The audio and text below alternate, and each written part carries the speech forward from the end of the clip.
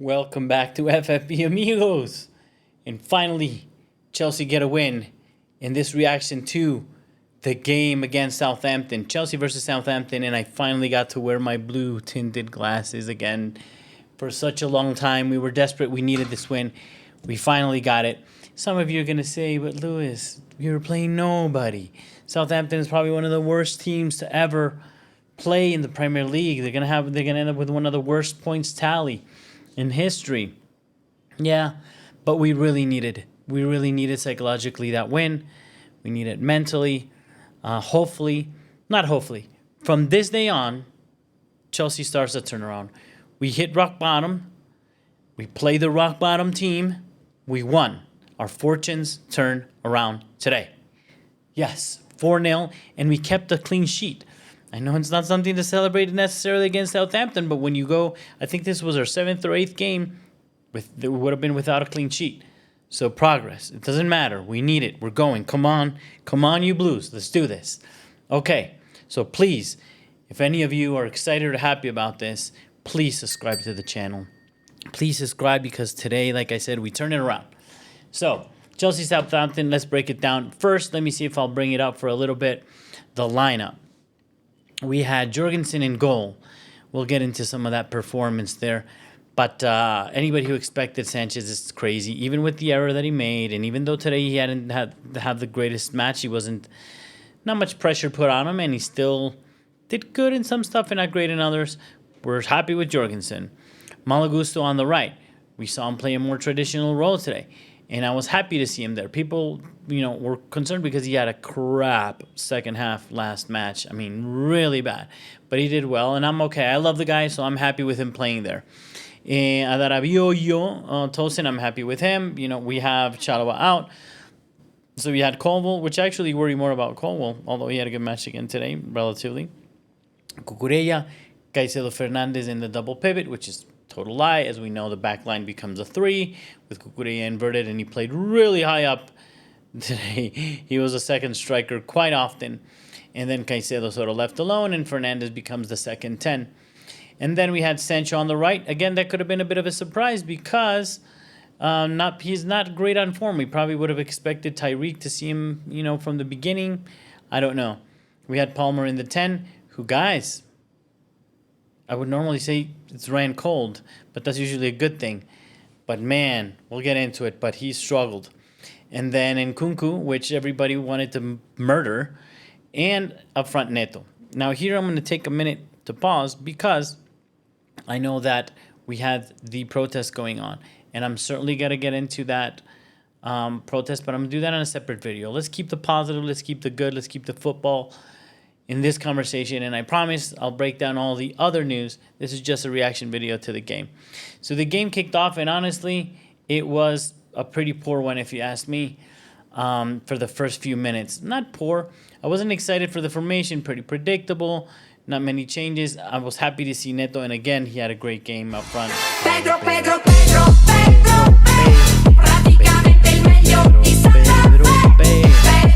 Love that guy now. Has done a good job because he is good at running in behind. And guys, think about it. And this is against a very low block, so you would think that you need whoever's playing in that position to just try to muscle their way among the defenders. But if you know when and how and you're doing runs, you're stretching. There's many ways to stretch that defense, and he's doing a good job. Keeping in mind that's not his position, but a lot of movement up front, and greatly appreciated. He comes in with a goal and an assist today. So the first few minutes, I'm like, not great. But everything's pretty slow. But Caicedo, as always, is great in recovery. And he fed Palmer twice. And I already started making notes. He's off. Poor shots. And I'm talking, guys, not hit the target bad. I'm like, fine. But minute 22, again, he gets a one-on-one, Palmer. One-on-one with the keeper. And it was the only, I think he had 2 or 3. One-on-one with the keeper. We don't know where that Palmer of old is today. But still, no love. I lose no love for those that I love. He's been a very precious and important player for us. Not sure if he needs a break, but that's where he's at today. He's just been very unlucky. Minute 23, one of the hated men that I have always been supportive of, Nkunku. Scores the goal. 1-0. And he shows this fox in the box instinct that we needed, to be honest with you, because it's a corner, one in the air. I think it's Towson. I think somebody told me call it, but I think it was Towson that kind of is able to skim the ball a little bit. And he knows that this is coming. He's watching the offside. He sees that the left back has given him the offside, so he does the run into the post, puts the head in. Lovely corner by Enzo, to be honest, which I was happy to see that if we don't have James taking him, it was a decent corner, which it hasn't been great. And the blue balloons are back. Thank you very much. We really needed that goal. Minute 31, there's a great save from Jurgensen. That's the one that I wanted to bring up. There was a great header on target. He positions himself really well. He finds it, and it looks like he tried to catch it, and he doubted if he was going to catch it. Ends up sort of palming it out to the front. So in a way, it was a great save. But those of you who have played any football for 5 minutes know you got to palm it out to the corner. You got to palm it diagonally out. However, hey, he was able to do it, and that's what matters. And then, minute 33, Sancho does an amazing little short play and plays Palmer in again. Misses another one-on-one. I'm mentioning these because it's a rarity. Not because I'm criticizing the man. It's just because it's a little shocking, to be honest, with the form he's had last season and the beginning of this one. In any case, we only have that one goal in, and we are at minute 30, 40, approaching 40th minute, 30-something, and I'm like, I still believe, even against Southampton, amigos, even against Southampton, Chelsea need 3 goals to win, mate. With 1 goal, you will lose, is my theory with the Chelsea that we have right now. With 2, you're lucky if you draw. And with 3, you can start having a conversation about winning. So I'm like, we got to go. And after that first goal, we start playing a little bit better. Minute 36. Pedro, praticamente il meglio di Santa Fe. Amazing finish. Great run in behind. To be honest, Nkunku played him in amazingly, which he did a couple of times for a few players, so he had a good match. He played in Pedro Neto, who does a pretty amazing finish because he goes to the near post with power instead of going to the far post. Interesting. Then minute 42, Colwill puts in a header. And I know you guys, there's so many people, especially in England. I think a lot of it, I find this annoying. I'll make a video about this, actually. They tend to overstate anybody that's like a British player or an English player and sort of not realize how amazing sometimes other foreign players can be. Case in point, Caicedo. He was doing well many games before anybody was really noticing. And even his offensive play, they're just discovering now. But I don't know what else the guy has to do. He cuts in, recovers, well-positioned always, finds a slicing pass between defenders.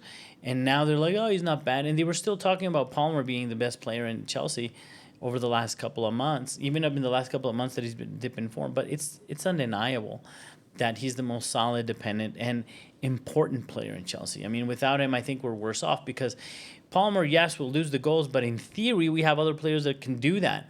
You take out Caicedo, and I don't know who's going to handle that sort of responsibility. Let's see. In any case, there was a poor marking from Southampton, but we'll take it. We got the goal. So finally, once we got the third goal, I felt like I can breathe. So again, for the first half, we started slow. I didn't see any patterns of play very clear, to be honest. It was just that Southampton, it really is a poor team, man. They really are a poor team. And again, Palmer struggling, but Caicedo was great. Neto amazing. Enzo and Nkunku doing good. Great. So I'm thinking we need this win.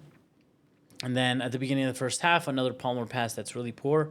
He's like finding the right places. He's doing the right runs. He's in the right place where he needs to be, making himself available for the ball. But it's insane to say. He's just not, refined with his touch, with his decision-making.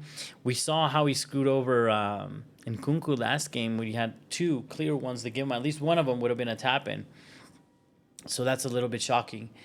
But I love also Enzo Fernandez when he doesn't have to mark as much or defend because he gets caught on transition and he's very poor, sometimes physically with that. So in games like this, he played up high.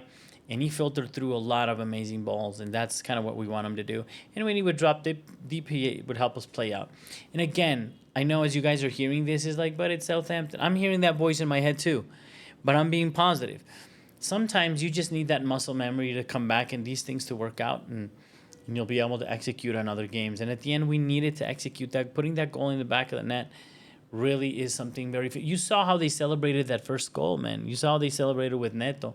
It's just the frustration of not being able to not being to be decisive with the finishing. So it's amazing that happened today. In any case, Cucurella, of course. Vamos Cucurella, vamos Cucurella. He puts in his little goal, his carry, which, again, great finish. So calm and collected. Cross comes in, takes his time, puts it in. Pretty amazing, of course, Southampton 4-0 in at the fourth goal, but fine. Caicedo off on minute 83. That made me so happy. He's accumulating a lot of yellows because of the difficulty of his game. And it was good to see, I think it's the first break he's had in his life. So even those 7 minutes or 10 minutes that end up being with extra time, with added time, he gets a break. So I was happy to see that and very happy to see Nkunku come in. Champong also come in. Some of you wanted him from the start. Happy to see him come in and Nkunku finally be able to come off. Nothing was really happening at the end of the game. It's a control. The game's kind of over. I actually started making the thumbnail way before the game ended because I didn't see Chelsea after the 70-something minute scoring another goal. I was kind of, my thought when the subs came in is like, right now those subs are like rest. They're not to resolve a problem in the game. But when we have to resolve a problem in the game, those changes have come a little bit late. But no negative Nancy's today. Changes happened, and we brought in some youth, which is good. We had Miuka come in, or Meuka. You guys got to correct me, please, in the comments how to pronounce that. What it rhymes with, I guess, the way to help me pronounce that if you're writing it in. But I love that he came in and he got a shot on target immediately. Look, us Chelsea fans get so excited whenever there's somebody from Column or a young player come in. We get very, very excited. So it's not like we don't love and want youth in our team. Of course, that's the other video. We'll get into it when it comes to bringing experience into the team. But we love our youngsters, and we and many nerds like me, we sometimes watch them in the under 23s or in the Chelsea Unseen. If you follow the Chelsea club a little bit, they'll show games, and sometimes you can watch on the app. You can watch some of the under 23 games, under 21s, under 18s, and it's always really fun to follow them a little bit and see where they end up. So we're fans. And then in the 91st minute, Palmer gets a free kick, and I'm thinking, he's going to miss. He's going to miss. I'm not upset or anything, but, dude, he's going to miss. Like, he's, in Spanish, they say, meado por el diablo. Like, the devil's pissed on him. It's not going to happen, brother. Like, it doesn't matter what he does. And he was making a lot of poor decisions, missing, kicking the ball anywhere. Incredibly frustrating, poor guy. So, that free kick is not going anywhere. And it was cruel because it was a great free kick, but of course it wasn't going to come in. So that's kind of what my reaction is to the match. We'll make a video with a little bit more clarity. As you know, I usually make it. But very happy, very excited. Again, please subscribe so I can continue to make this content for you. We can go together on this Chelsea journey, which has been, it started so amazing, this campaign, and it's been really rough the last few months. And now is the time. Now is the time when everything matters. Now we got the last few games coming up. I believe Crystal Palace did us a favor and killed Villa today. I hate depending on other results. If we just do our business, would be okay. But I think we didn't take advantage of a lesser teams that we had an opportunity with leading up to this point. So now we got to win some of the tough matches. And we're going to need a little bit of help from our friends, from from the other teams around us. So the adventure is on. This is the time. They're the last piece of the season. So please subscribe so we can join in and we can do this together. And as always, to all the Chelsea players, Chelsea fan, but above all the Chelsea players, we support you, boys. We've got your back. As long as you're trying and you really care, we're gonna be there, and everything is gonna get sorted out. Hopefully, the ownership and whatever they do, what they're gonna do. Let's be patient. Know that the fans really support you, and we believe in you. So, as always, come on, you Blues.